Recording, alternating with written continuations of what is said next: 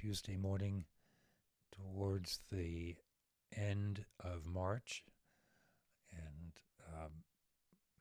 as they say, it is out like a lamb, right? In like a lion? Is that what they say? Or is it in like a whatever? In the last few days, there have been all kinds of green shootings up and trees blossoming, and we've had a few warm days and some wet days, and so it's all exploding. So today I'm continuing the exploration of how C.S. Lewis and Flatland and some of these other readings fit in with the ideas that often percolate on this channel. So particularly today, C.S. Lewis has written a lot about perception, and it's not, when he uses the word perception, he's not obviously not talking about clear eyesight. It's more about becoming a different kind of person. So I finished Mere Christianity a few days ago and Screwtape Letters over the weekend. So I'm really immersing in C.S. Lewis. And there's a thread where perception is not neutral. It's not just regarding or beholding. There's a moral component, spiritual act of perception that's implied in how he talks about it. And it's a distinction between sort of artificial, faking it, pretending, and then actually becoming. So perceiving is becoming. You don't become good. You don't become enlightened. Right? I'm using words that he doesn't, but I'm putting them all together. You don't become either of those things by waiting to be enlightened or by waiting to feel good. You step into it, and then the experience follows. Right? You take effort. In the meditation classes, we talk about the effort of beginning meditation. And in prayer and in perception, it's the same idea. You take the step without knowing the result. When you pretend to see others as sacred, right, as reflections of the divine, then you actually begin to see them that way. You cultivate this way of looking at things. You cultivate this perception.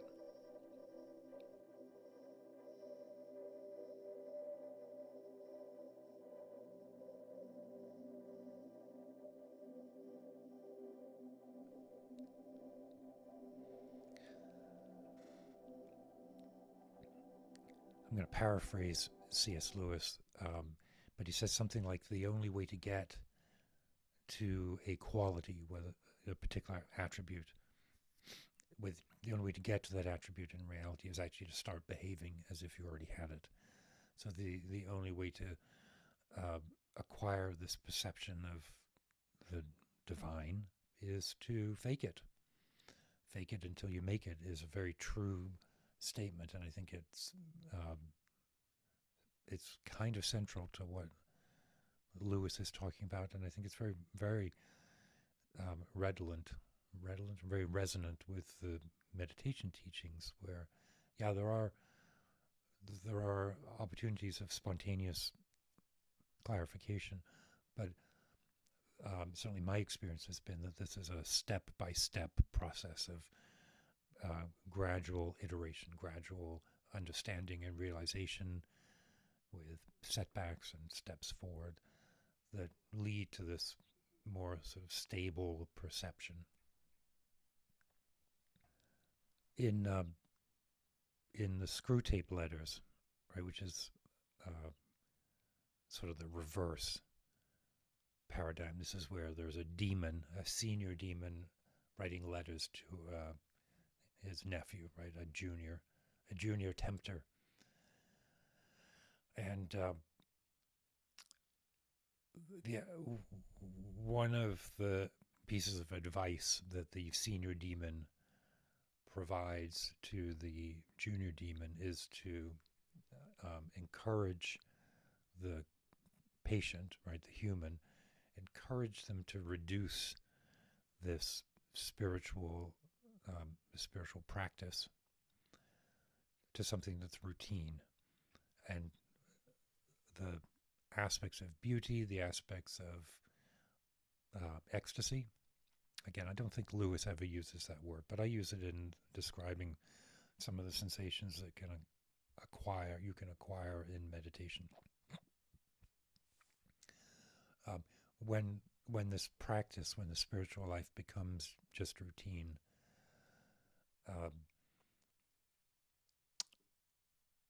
we lose that perception, right? We lose the perception of the divine. So on the one hand, we cultivate it until it becomes natural. But on the other, according to Screwtape, it's the most effective block against that is to simply turn the practice into something that is dulled. That if our goal is to shape perception so that we pay attention, so that we're filled with gratitude, so that we have compassion that flows, and so an alertness, right, an openness to the spiritual, then the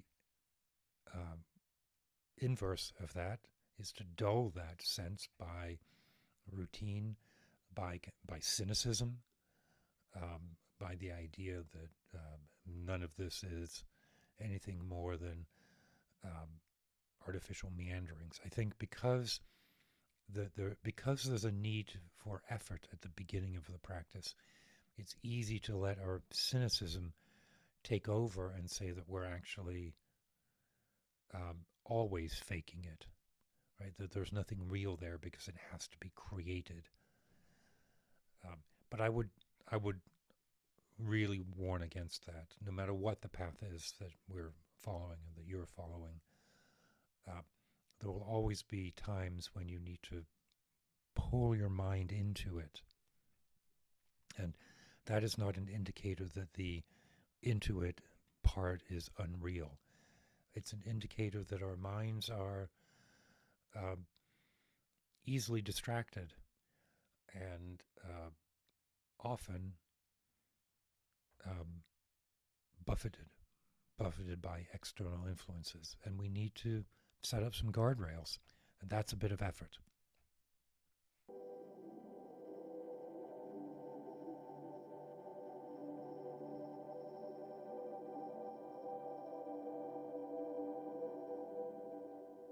So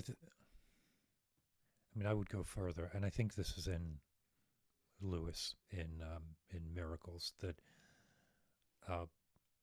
we shape the world responds to how we see it. Right? We step into perception. If we believe that the natural world is all there is, that's a narrowing of perception. Right? If we believe that the self is what I experience in this moment, this is the concretization of the self. And I think it's mistaken. I think it narrows the available wonder of the world, and it misplaces our position in the world. If we start the day with the belief that there is more than nature, more than the material, whether that's a belief in a supernatural God, whether that's a comprehension of the broader sense of self that we cultivate in Buddhism. Look, I'm not saying that those two are in any way the same, except that it is a matter of perception, and it is a matter of stating perception. And we look and we see signposts when we approach the world like that. In Miracles, the book C.S. Lewis wrote, where he talks about this a lot, the the miracle is a signpost that doesn't dispute the reality of nature, but points to the broader recognition of the experience of what it is to be human. Again, I'm paraphrasing. I'm saying things that Lewis I don't think would agree with, but I'm trying to fit it into, or I'm trying to let it enrich my existing practice. When I talk about the music of Olivier Messiaen, it's with some of the same kind of idea, right? The music is miraculous in a way. Now, he uses the word enchantment. Messiaen does about his music. It enchants you so that you can see beyond not just the music, but beyond your immediate senses. And what is there? Well, the spiritual, the divine, um, the teachings of the Buddha are the same way. Practice as if your hair is on fire. These are statements to wake up and see the miraculous, right? And the miraculous can be water into wine, or it can be a brief recognition that the confines of the body, the confines of my thoughts, my sensations are just that. They are a moment. And they're a moment in this continuously unfolding process. Yesterday I talked about thinking about the human life as an object rotating in time, and what I experience right now is just the part of this rotating object that's cutting through my immediate perception. I have sense filters that are in the immediate, but there's a process of becoming that is miraculous and outside of time.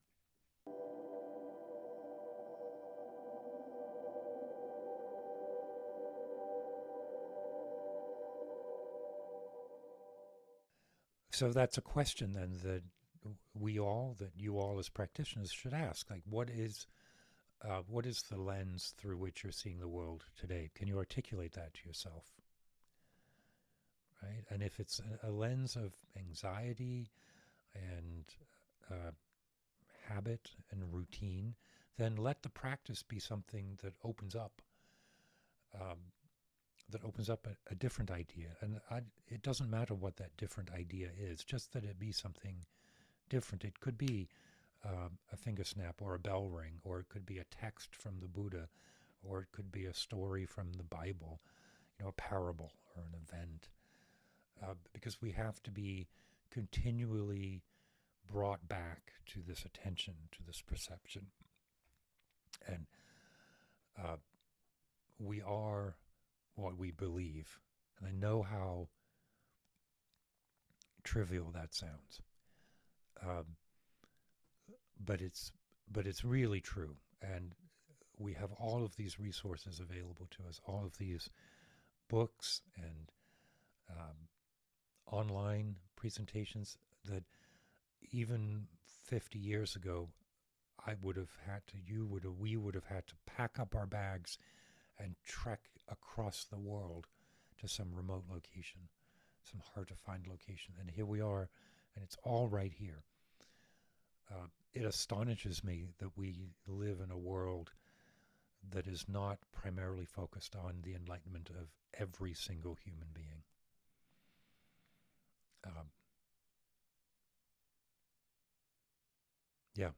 It baffles me that with the proliferation of wisdom in the last 50, 75 years, that we are still engaged in the kind of